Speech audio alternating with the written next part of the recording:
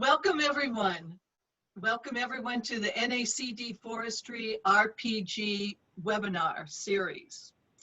Our summer meeting, which was supposed to be in New Hampshire this year, was canceled due to the pandemic, and so we replaced it with a series of webinars to explore relevant forestry topics. Can you all hear me all right? Okay. I am Linda Brownson. I'm the Northeast Region representative of the NACD Forestry RPG, which stands for Resource Policy Group. This is the first session of the webinar series and looks at the proposed changes by the American Tree Farm System to their 2020-2025 American Forest Foundation Standards of Sustainability for Forest Certification.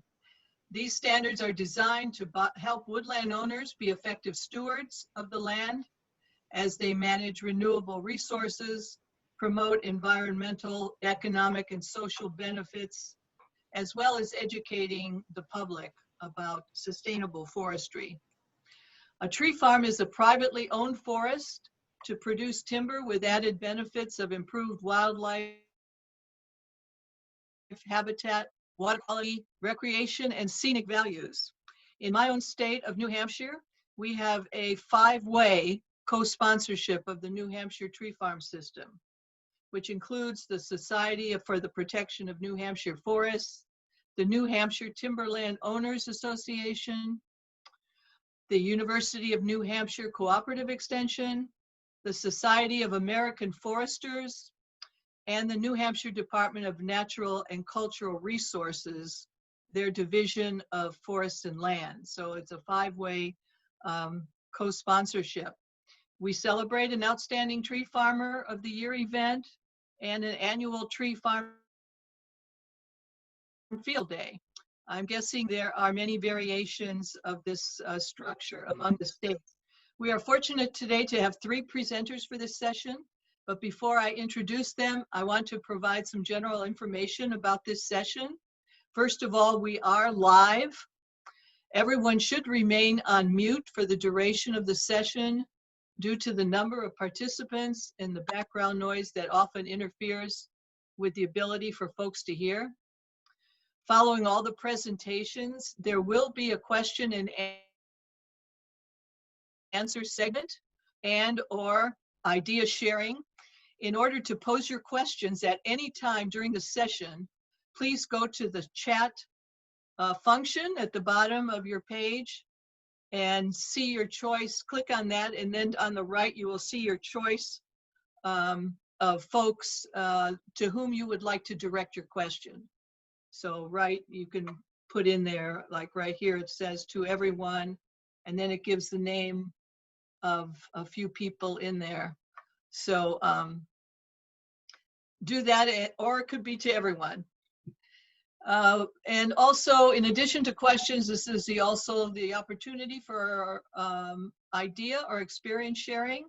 Let us know via chat if that's something you want to do rather than a question.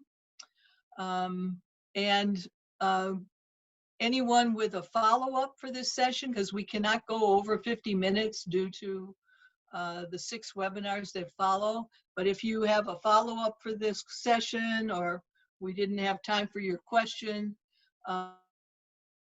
please email NACD Forestry Specialist Mike Beacom. His email is available on the NACD website. As to my own perspective on this topic, I have to admit that I am not a tree farmer, but I have worked very hard on developing my own forest stewardship plan with a consulting forester, actually more than one consulting forester, and I revise and update the plan every 5 years. So I hope to learn from this session how I might possibly improve my experience of working my forest land by becoming a tree farmer. So we'll go to our first session, and I'll introduce those 2 speakers who are sharing the session, and then following that, I'll introduce our next presenter. In our first presentation, we have Kayti Brinkman and Leigh Peters of the American Tree Farm System. Kayti is Northern Regional Manager of the system. and covers states from Minnesota to Maine, Maryland to Missouri. She's been with the American Forest Foundation since April 2019 and was previously a tree farm inspector herself and vice chair for the Michigan Tree Farm Committee. Leigh Peters is certification manager for the American Forest Foundation and works with the American Tree Farm System to ensure the credibility of the program. She's a graduate of Auburn University and a registered forester in Alabama. Leigh has 20 years of experience in the forest industry with a background in procurement, harvesting, and forest land management. Kayti and Leigh, I turn it over to you. Great. Thank you, Linda. I'm going to go ahead and share my screen. I have the slides for both of us. So just holler at me, Linda, if there is a problem with the slides. Okay.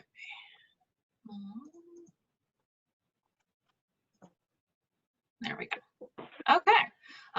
So as we have been so kindly introduced, I am Kayti Brinkman, the Northern Regional Manager for the American Tree Farm System, covering quite a few states. And I also have today with me Leigh Peters, who is the Certification Manager, who is leading this charge for the standards revision for the 2020 to 2025 standards. So first what we're going to do is we're going to kick it off with just a quick brief overview for those of you that aren't very familiar with the tree farm system. So Leigh, you want to tackle this slide for me? Sure. So good morning, everyone. So for those of you that may not be familiar with the American Tree Farm System, we were founded in 1941 as a way to recognize landowners that were practicing sustainable forestry. And throughout the years, we've had many changes to our program, and where we are currently is we work with family forest landowners on the ground. We want to provide them with the education and outreach that they need to make decisions for their property that meet their objectives. We provide professional resources, including visits from a forester, a professional forester. We also offer them certification in states where certification or in groups where certification is available so that they have access to markets where third-party certification is necessary.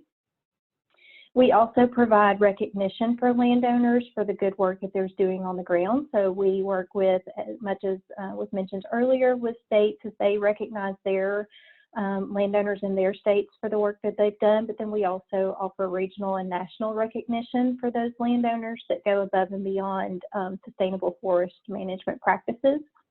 And on top of that, American Forest Foundation also offers representation. So we work on behalf of landowners at the federal level to make sure that policies that are put in place and considered have the interest of these private family forest landowners in mind.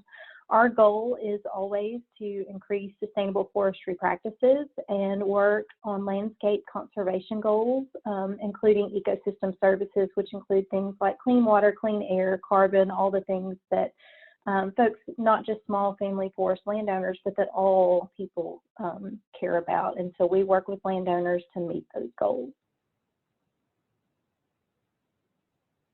Thanks, Leigh. Yeah, so we are a program that is 42 state programs strong, including also some independently managed groups that manage their own landowners outside of the state committee structure. I work most closely with the state committees, such as New Hampshire. I know some of the New Hampshire folks are on from a call we just ended. So hello and welcome to them especially, and my other committee members I'm sure that are on this call. So the standards revision, so basically we have a certification program. Every 5 years we are required to update and revise our standards to the accrediting body that we are held to, which is the program for the endorsement of forest certification.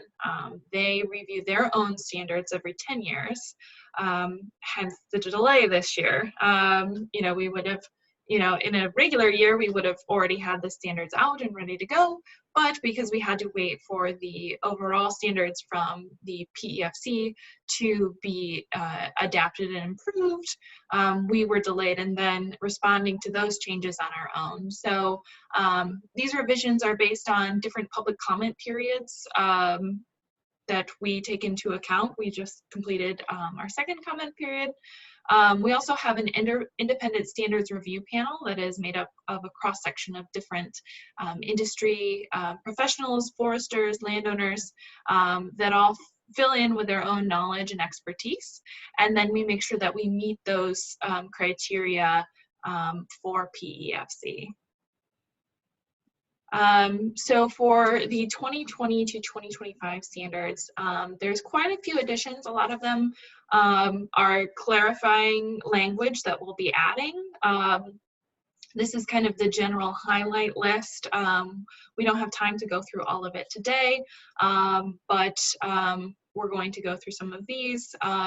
If you are interested in hearing a little bit more closely of what's going on, we do have a pre-recorded webinar about some of these standard changes that I'd be happy to send the link to. If you contact Linda or Mike, we'd be happy to put you in contact. So I'm going to talk about 3 today with Leigh. The first one that we're going to talk about is the addition of landowner education requirements. So part of the first standard is that landowners are required to have a forest management plan.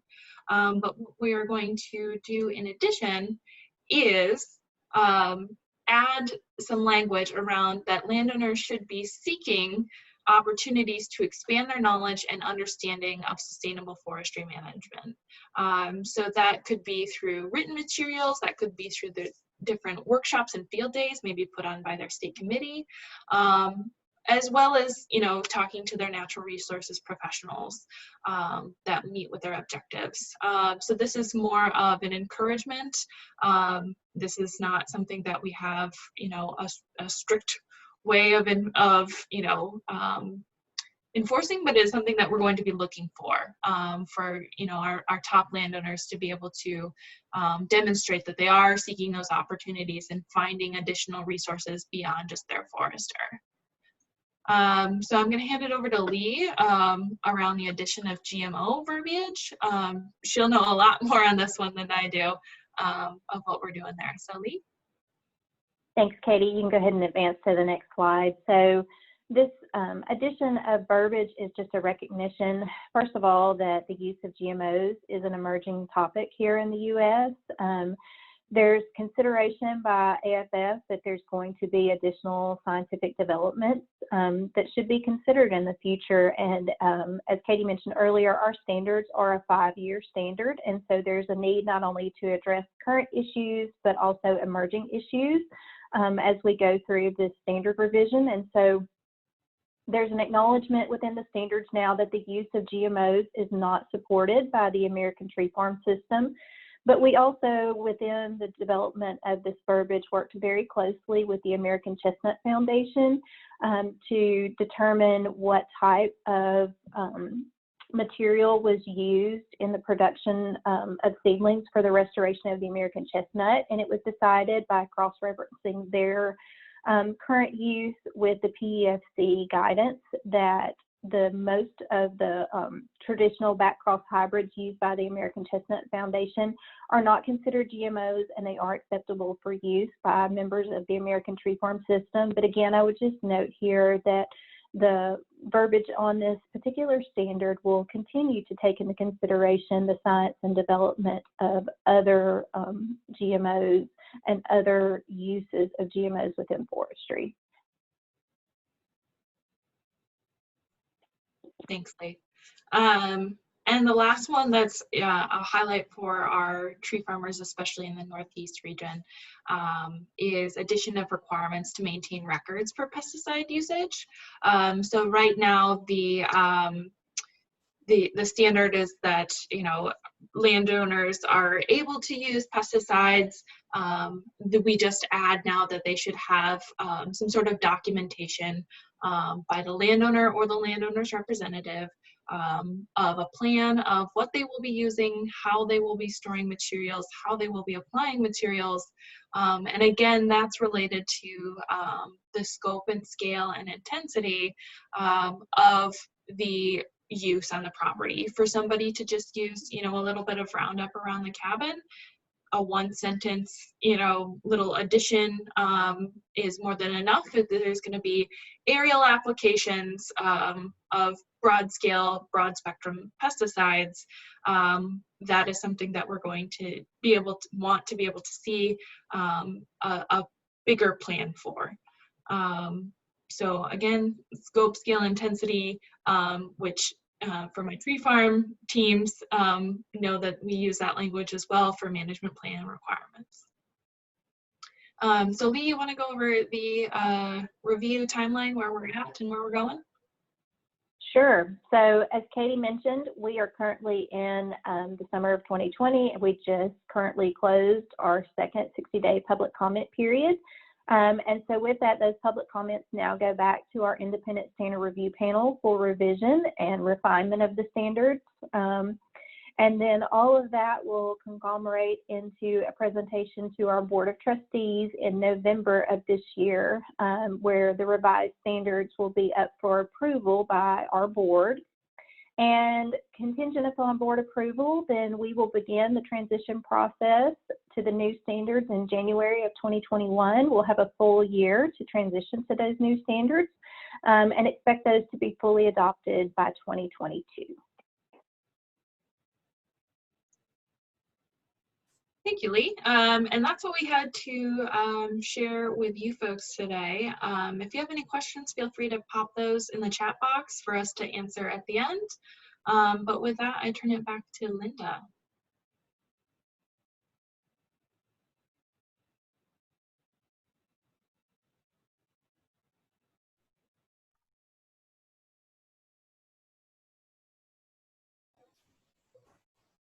Kayti? Yeah. Hopefully you can hear me. I'm having an unstable connection here in the boondocks where I'm located. And so is your presentation finished? Yes, thank you. Thank you very much. Appreciate it. Thank you very much. Okay, next for our second presentation, I'm very pleased to introduce Jasen Stock. Jasen has been the executive director of the New Hampshire Timberland Owners Association since the year 2000. And the organization itself was founded in 1911. Jasen works with forestry professionals, forest products businesses, and rural community members from across the state of New Hampshire. He received his BA in agriculture from Cornell University. Jasen, you have our attention now. Well, thank you, Linda, and good morning to everyone. As Linda had mentioned, I am the executive director of the Timberland Owners Association, and in the world of nonprofits, we're a unique animal. We are a landowner organization, but we also represent forest products businesses. So as I like to say, the entire food chain, from the stump to the sheet of paper. We have tree farmers, landowners, consulting foresters, loggers, sawmills, paper mills, and biomass power plants are all members of ours. And as an organization, kind of at the core of our organization, and it's even embodied in our mission statement, is recognizing this nexus between managed lands and forest products and healthy rural communities. And so this is where Tree Farm plays an important role in that. It engages landowners in managing their land. It keeps them interested and in performing good stewardship. And that's good for all the ecosystem services, forest health, wildlife habitat. But also on the other side of the ledger, if you're a Eastern white pine sawmill, you want to make sure, particularly if you're making capital investments today, you want to make darn sure that 5, 10, 20, 30, 50 years from now, there are landowners out there that are interested in managing and growing Eastern white pine and harvesting it and sending it hopefully to your mill to be processed into lumber and sold. And of course, we've done numerous economic analysis. The trickle-down economic benefits from that type of activity is huge. You know, in New Hampshire, the forest products industry for our little state's about a $1.4 billion economic activity. And for these rural economies, many times that's the only type of economic activity that they realize.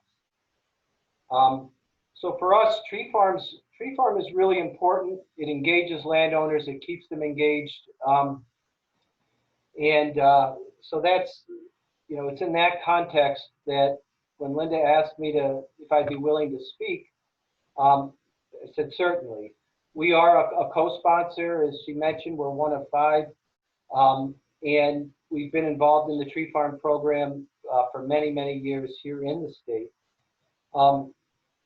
And you know, when I look at the revised standard, I look at it through the lens of a tree farmer in the state of New Hampshire.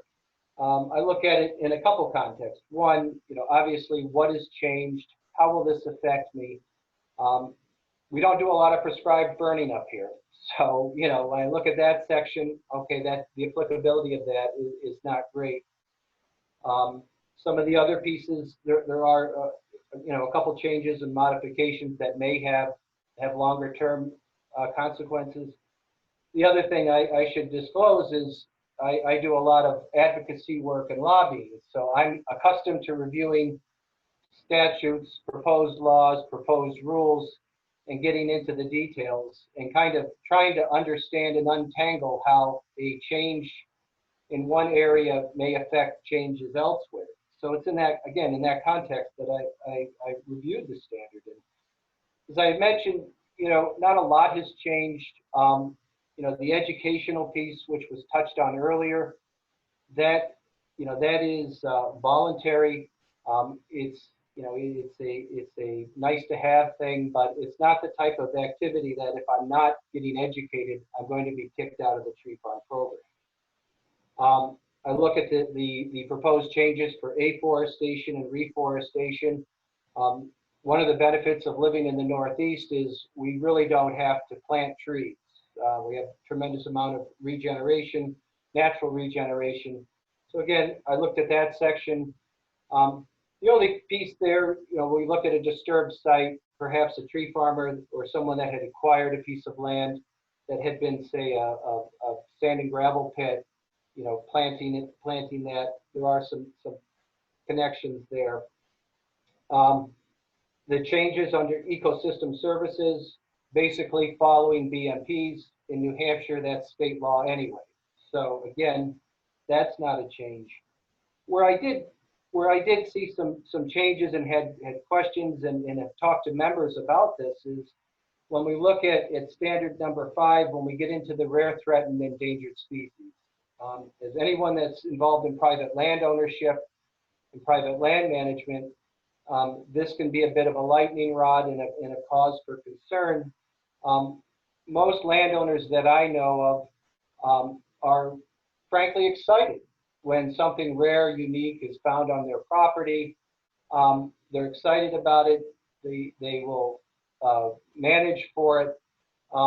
But where that excitement ends and concern starts to kind of come into the picture is when that starts to become part of documents that could potentially become public, or it could be kind of tied into a regulation of some type that would affect their ability to do forestry on their property. And when I looked at standard number 5, again, you know, a lot of it is voluntary, but when you get into the guidance document, it's pretty clear that it's not, you know, there's pieces that aren't really voluntary. And when you get into what is, quote, good faith, again, putting my lobbyist hat on, I say, all right, what is good faith? What is, you know, how much is enough of a check-in? Is it simply enough that I ask my forester, hey, did you find anything out there? Or do I need to go in and hire a wetland scientist or a wildlife biologist to cruise the property and try to identify this? so that was the one piece that I looked at, and I've heard that concern raised by other, we have members who are tree farmers that have been, I'll say, very clear, that say, look, I know what's out there. It's between me and my forester. That's our business. We manage it. We're legal. That's good. Why, the question is, why do we need to do this extra step? And particularly, again, when you look at the standard and you compare it to the guidance, that's where all of a sudden you start to see a little bit of a rub there. What is truly required versus what is kind of voluntary? And so that was one piece that really kind of caught my attention. Other than that, like I said earlier, most of the standard is either in our law or rules anyway. A lot of the standard is kind of I'll call best practices. Yes, you should be trying to get educated. Most tree farmers are more than happy to do that on their own. But again, that endangered species or rare threatened endangered species piece, that was a piece that was kind of a radar. And what I thought was interesting is when I spoke to members about preparing for this webinar and reviewing the standard, and I spoke to them about this, it was interesting kind of the response I got back. And, that was a comment, and it was a point of concern that I've raised. I've raised it with members of my board of directors and other, members, some of the co-sponsors and others that, the comment that was raised is, what was a very kind of fun and exciting recognition program has kind of become this other thing, this land certification program. And I see, things like this lot by lot requirement that each lot has to have a specific tree farm. Whereas before, if I owned 100 acres and across town I bought another 50 acres, now those are considered 2 tree farms. You start running into these things that before, when it was more of a pure recognition program, those become hurdles, they become headaches. And I have noticed, and unfortunately so, some of the biggest advocates are starting to get disengaged and disinclined to kind of promote the program. When I hear inspecting foresters say things to me like, if I have a landowner ask about tree farm, I usually tell them, look, let's talk about that later. I don't know if you really want to go there. That to me is a problem. It's a problem for me as someone who supports stewardship, sustainable forestry, but also as an organization that promotes those things. That's a concern. And when I have tree farmers say, look, this, I'm not going to renew. It's, this business about the lot by lot certification, and it's just, it's not what I signed up or what me and my dad signed up for, 30, 40 years ago. I'm out. Again, that's a concern. And for me, and for our membership, that's a bigger fundamental problem or concern that we've identified. The state committee has been trying to work with national to try to, and it was the state choice program, trying to kind of get more engaged in that. And, I guess my point is, through this process, it's been, as I hear from some of the committee members, incredibly frustrating because when they talk to other states, they're seeing this, and it's just been a real frustration with some of the committee members to try and get, is there a way to try and make this process, bring kind of the fun back into it and make the program one where you'll have consulting foresters out there promoting it, pushing it. To me, when you start losing that, you start seeing erosion at that level, that's a concern. And so again, I look at the standard. Again, I don't see a lot of significant changes. The one change I do see is of significance, I should say, is that piece on the wildlife managed, or excuse me, the rare threatened endangered species. To me, that's a concern. It's almost emblematic of these bigger, more fundamental concerns that I'm hearing and seeing from landowners and consulting foresters in our state. Linda, I'll be happy to answer questions and if you wish at this point, but that's what I have to share. Thank you very much, Jason. Everyone, you see on the chat thing, you can write in your question there and address it to who it is. Right now, I don't have any questions, so I'm guessing that you all have some questions. So just click on that chat and that screen comes up on your right. It says type message there. Please put in your question or comments or ideas, and we'll address it to whoever you want.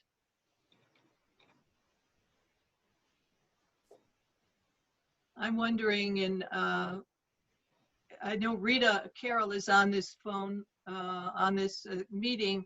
I wonder if you can tell me, Rita, how many tree farms we have in New Hampshire, because I was trying to find that information and I couldn't find it. You're muted, You know? Rita. There's about 1,500 tree farmers. I'd have to go back and look at the number. Okay. Yeah, I believe there's about somewhere around 1,500. I can't remember if it's tree farms or tree farmers. Okay. But Okay. it's, I can get the exact number from the latest. Okay. I was just curious. I know there's like June 30. 2020, we had 1,532 active tree farms, 1,968 tree farmers. Okay. And our total acreage was 438,975 acres. Okay. I knew you were the right one to ask. All right. Perhaps Leigh and Kayti, you would like to share your thoughts on Jason's comments. Yes, for sure. These are all things that I've heard, before. The similar, sort of concerns around landowners and around certification in general. So I guess my general thought and comment is actually in about an hour and a half, I'm going to have a meeting with Maine and New Hampshire, trying to figure out what a pilot is going to look like in those two states. To try to solve some of these challenges. There's a lot of different options and ideas that we have on the table that we're going to be discussing here today within a few hours. So it's really great timing that you bring those sort of comments up, Jason. There are going to be some additional pilots, such as one in Pennsylvania that we're going to be starting around second party certification, where we can kind of pair it to where we want it to be, where we are a certification program, but we're not beholden to the third party system. And also we can allow more room for these state committees to focus on what they want to focus on, which is engaging and recruiting landowners through the system. So a lot of really fun, exciting changes coming on down the line that we've been kicking off and are going to continue to ramp up. I know COVID has kind of slowed us down a little bit, but we're able to pick up steam again. So really excited about that later today. For the T&E comments, I'm sure Leigh can better answer that question around the specifics, but I know, Jason, to your question is just having a forester check on the property and asking your forester if there are any T&Es. Usually, yes, that is enough, and that is the good faith effort of the forester, the inspector, the inspecting forester who's enrolling that landowner to go through that process of either doing field observations, checking databases, but I'll turn it over to Leigh to handle that portion a little bit better. Thanks, Kayti. Sure. Thanks, Katie. And yes, to Katie's point earlier, there is a lot of change in the language around T&E species because we did recognize and we did try to clarify some of the expectations because we know that landowners and foresters alike have some confusion there. Do they have to hire, you know, a wildlife biologist to come in and walk the property inch by inch? And the answer there, of course, is no. Our intent there is just to allow our landowners to take ownership and responsibility, whether that's through consulting a natural professional resource, whether it's through talking to a forester, whether they look up things on several different websites that are available to look for T&E species. We just want landowners to take some ownership in that process and not just check a box and say, no, I don't have anything without any consideration into that thought process. And then also I would just add to Katie's point, we do recognize when you run a program that covers over 40 states that every state's needs are completely different. And a lot of the work that Katie does there in your region in the Northeast, in the North and Northeast, is to take all of those factors into consideration. And she is working on several pilot projects to address some of those issues that Jasen raised earlier. We know that we have several comments about contiguous parcels and the need to break those up into separate tree farms. Although they can be managed under the same tree farm management plan, they do currently require different tree farm numbers, and that's just a way of monitoring for us to know how many different parcels and landowners that we have in our program. So please know that we take all of your concerns into consideration as we manage this program, and we are trying to take steps to make it, tailor it more localized so that the program is efficient for your state and your needs. Thank you, Leigh. And I'm curious, what would you say to someone like myself who has a very well-developed and thought out and comprehensive forest stewardship plan made with consulting foresters? What would be the advantage for me to be a tree farmer in addition to what I already have in place? Sure. So the value of tree farm has many different factors, and it's different for every single landowner, but we do offer education resources. As you mentioned, you already have a forester, but for those landowners that do not, we offer a forester resource through them. We offer education and outreach materials to them. We offer community through not only the state program, which hosts those field days and conferences, but we also offer that on a national level. And then we try to do recognition of our landowners within that framework, up from state to regional to national recognition for landowners. Mm-hmm. I know when I first posed that question to tree farm members, they often brought up the Project Learning Tree, and that was part I was most interested in. I haven't heard much about that lately. Is that still in place? So Project Learning Tree is actually now housed under SFI, Sustainable Forestry Initiative. It moved about 2 years ago to be housed under a different, that program's housed under a different entity now. Okay, thank you. So we have a question from Wendy Scribner to everyone. Landowners I have talked to are okay with doing the heritage database check. They are concerned about documenting this in a form that may go to others, such as towns, where they may provide a copy of their plan for current use. Is there accommodation?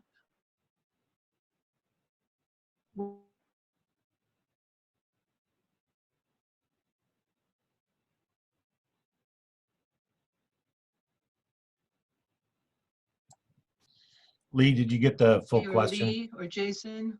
Yep. I did get the full question. So for the purposes of tree farm, and then I'll pass to, I'm sorry, Jasen, do you want to go ahead? Well, I just wanted to, for those who aren't, you know, what is current use? Tree farm is actually written into our state tax law. We have a method of assessing timberland based on its productive capability. One of the incentives in that program is a further reduction on your assessment rate if your land is managed, if you have a stewardship plan. One of those ways of achieving that, and our state law quite specifically mentions the tree farm program. So again, so folks understand, tree farm is in our state law in the current use taxes. So that's just so you understand kind of the context of Wendy's question. Leigh, go ahead. Thank you, Jason. I was just going to speak to the use of management plans in tree farm, in which they are only reviewed by the inspecting forester, and if they're selected for another type of inspection, but we don't actually keep copies within the tree farm program of landowners' management plans, and we do not distribute them in any way. I would also add, if the concern is that, a landowner writes, a management plan and it has to include threatened and endangered species, but that landowner has to have their, management plan as a part of public record, an accommodation or an adaptation could be to have a separate document that covers threatened and endangered species that could be kept private. But overall, again, like Leigh said, that is confidential between the inspecting forester. We don't keep copies of that. The 004 form just asks if, I believe, correct me if I'm wrong, Leigh, we don't keep records, you don't have to be super specific about it, where the occurrence is, or anything like that. So you can keep it in a separate document if that is something that needs to be done.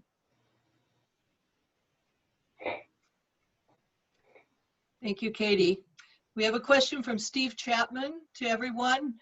If you look at section 3.1 of the inspection form, the indicator 3.1.1 talks about forested land achieved adequate stocking within 5 years after harvest.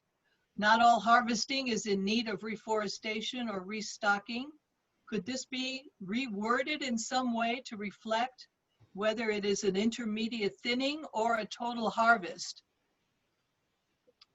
Yes, so yeah, I'll be glad to address this. So actually we made a change in the revised standards to this exact indicator, 3.1.1, and it now reads in addition or local conditions. And so what that means is that there are local standard conditions, a local protocol, all of that can be followed and in lieu of the 5-year requirement.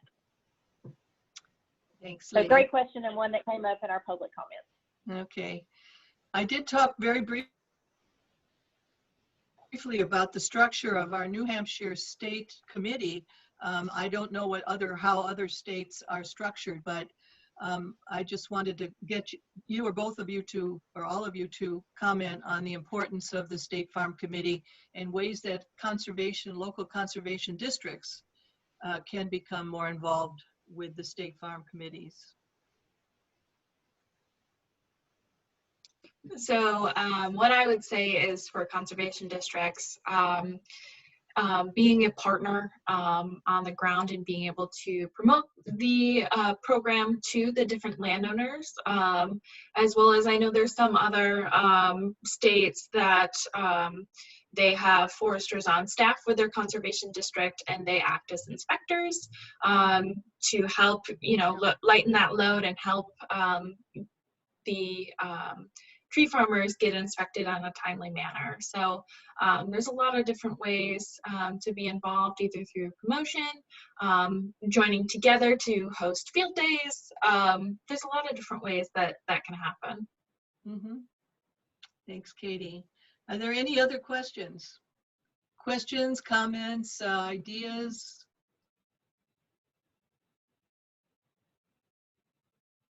No? Okay, does any of the presenters have anything else to say, Jason? Yeah, a question that has come up time and again, and it's this whole certification versus recognition pieces on the 004 form. Is there a way, what the committee has been told is, and part of the proposal is looking at trying to create a certification, at least the latest iteration is a certification program that Maine would administer New Hampshire would be a recognition program. And I guess the question is, why do we need to do that? Isn't there just an easier way of doing this where you take your 004 form and just put a check off there, so that when the form comes in, is it a certification or is it a recognition form? And then within the database, you just parse it out based on that question. Talking to some of the committee members before today's webinar, again, one of the several frustrations they've had is that this seems to be they've been told, a very big roadblock, and one that I think could probably solve some of the angst over this certification versus recognition piece. Ask the question, if the landowner wants recognition, easy, check the box. If you want certification, check the box, and they go into the appropriate buckets, and at that point, it either falls into the bucket for the audits and so forth associated with certification, and just call it good. But again, this is a frustration that I've heard time and again from some of the fellow partners on the tree farm committee. And I guess in this day and age of databases and being able to manage this, why is that a hurdle? Yes, that's a very good question. So for those of you that don't know, what Jasen was referring to was an initial proposal for a pilot project in which the boundary between Maine and New Hampshire would dissolve, and in its place, two overlapping committees would form. And the reason why it needs to be that way is in order to maintain the rigor and the standards up to the PEFC level of third-party certification, it has to be a separate system entirely. So that's one of the answers, and Leigh can go into it a little bit more, but that was just one proposal of how to do that. In theory, for the inspecting forester, it would be that easy to click certification or recognition, but Leigh can go into a little bit more about why that isn't as simple for one state to have. So Leigh, you want to answer that part? I only have Sure, about 30 seconds. I'd be glad to. I can do that quick. So currently our third-party certification is held within 3 regional certificates, and our certificates are bound by the states that have committed to participate in that certification program. And so currently we are bound by state lines. This pilot project is actually a way for us to entertain ways and means in which we can dissolve those lines, as Kayti mentioned.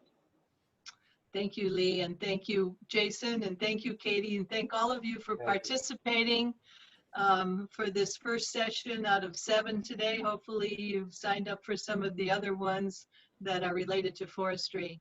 Thank you all. Thank Bye-bye. you.